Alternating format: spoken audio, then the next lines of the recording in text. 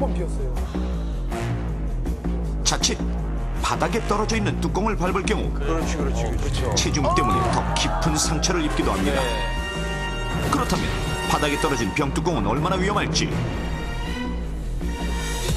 직접 실험해봤습니다. 두 개의 투명 아크릴 박스 안에 물풍선 10개씩을 쌓아놓은 후 파란 풍선이 들은 아크릴 박스 바닥에는 병뚜껑을 올려놓고 주황 풍선 쪽에는 그냥 막대만 세워뒀습니다. 자, 이 상태에서 양쪽의 물풍선이 동시에 떨어진다면 어떻게 될까요? 자, 물풍선입니다. 셋.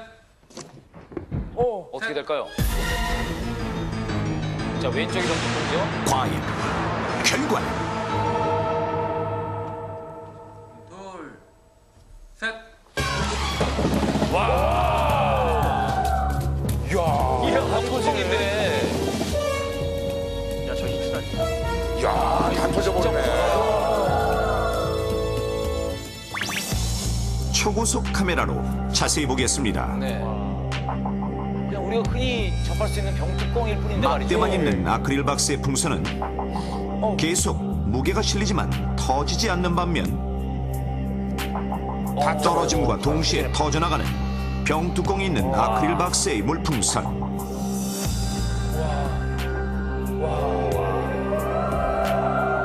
그냥 닿으면 터지네요. 네, 정말 무섭네요. 병뚜껑 끝이 얼마나 날카로운지 확실히 아시겠죠? 사람 몸무게로 내려 찍으면은. 이렇게 크기는 작지만 날카로운 병뚜껑을 밟게 되면 체중이 실리면서 살 깊숙이 베어 훨씬 위험할 수 있는 것입니다. 모자이크 할 정도로 심했습니다, 상처가. 위기 탈출 넘버원과 서울시 건강도시 추진반에서 제안하는 식품용기 배임사고 예방법. 캔 뚜껑을 개봉할 때는 처음에 힘을 가하고 반 정도 열리면 쉽게 열리므로 힘을 줄이도록 합니다. 돌려야 돼. 그리고 여기서 끝에서. 캔 몸체를 잡고 있는 왼손은 캔 뚜껑 위로 오지 않게 최대한 아래쪽을 잡습니다. 손가락이. 고리가 떨어진 캔은 무리하게 손으로 열다가 다칠 수 있으므로 반드시 그래, 저것도. 깡통 따개로 안전하게 따십시오.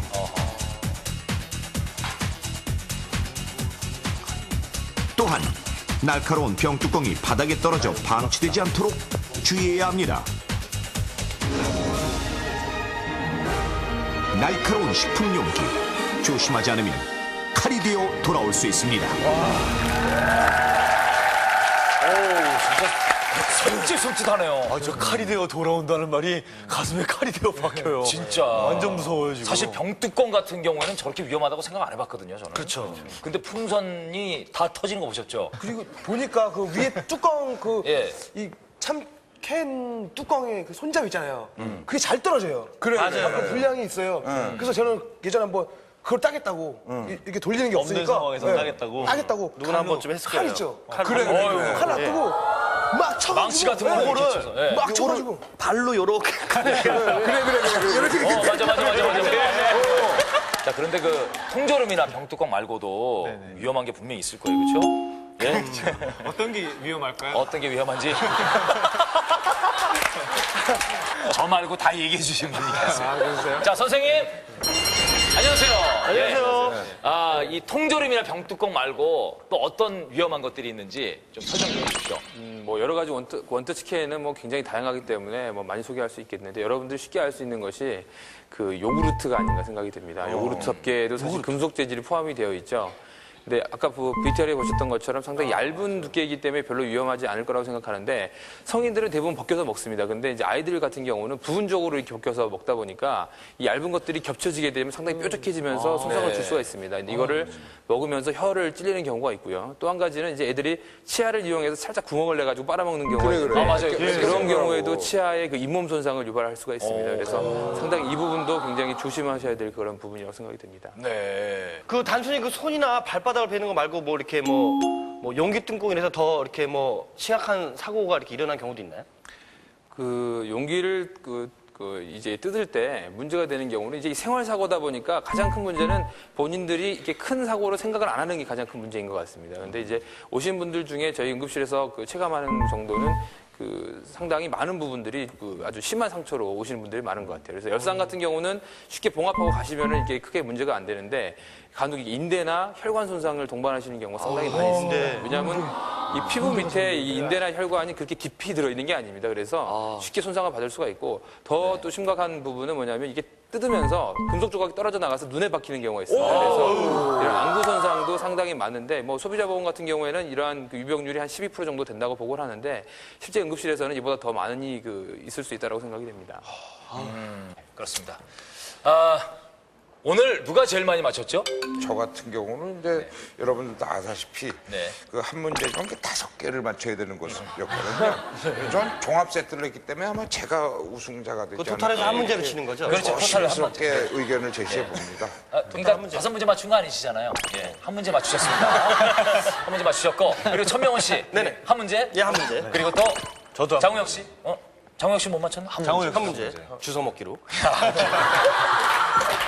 김정민 씨는요? 스틸이라고 저요? 해요, 스틸. 예.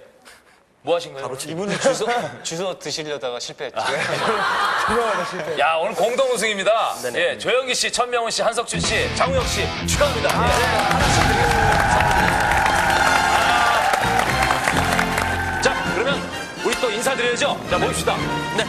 우리 모두가 안전 넘버원이 되는 그날까지 윙탈출 넘버원!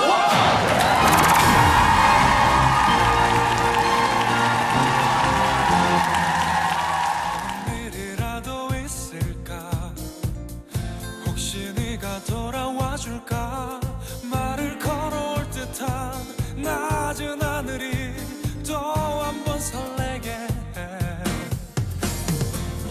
제법 눈이 쌓인 그 골목 너와 나 둘만의 발자국 얼어붙은 두 손도 높게 할 만큼 따뜻했던 지난 겨울밤 눈이 와 그리운 그날 밤처럼 반가운 네 소식처럼 추억의 문을 열고 마치 네가 오는 것 같아 돌아와 아직 날 기억한다면 아직 날 사랑한다면 외로운 내 발자국 곁으로 너만의 자리로